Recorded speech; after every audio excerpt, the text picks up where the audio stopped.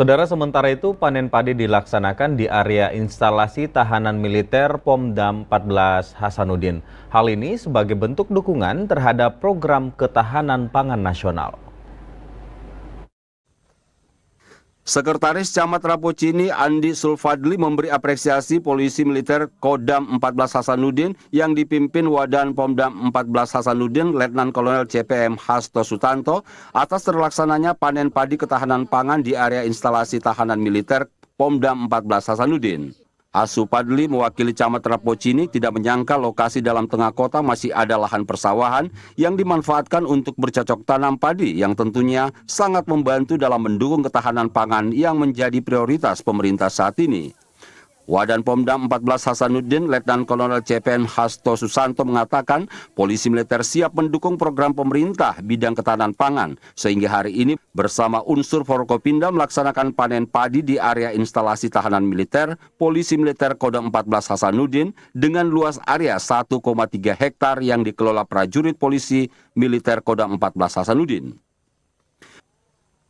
Mana pemanfaatan lahan pertanian di tengah perkotaan. Ini merupakan hal yang sangat langka, di mana lahan yang minim tapi dimanfaatkan menjadi lahan pertanian atau persawahan.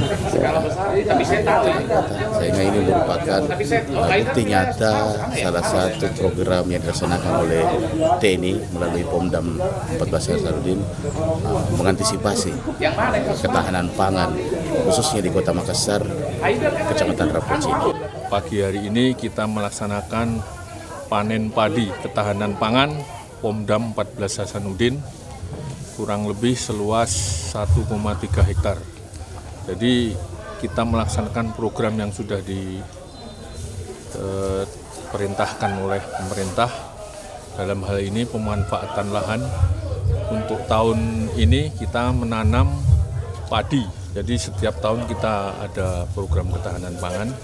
Untuk tahun kemarin menanam jagung. Nah, tahun ini kita memanfaatkan lahan yang ada di Stal Tahmil Pomdam seluas 1,3 hektar. Sekretaris Camat Rapocini Asul Fadil berharap dengan adanya area persawahan di tengah Kota Makassar tentunya akan sangat membantu program pemerintah dalam memenuhi kebutuhan pangan masyarakat.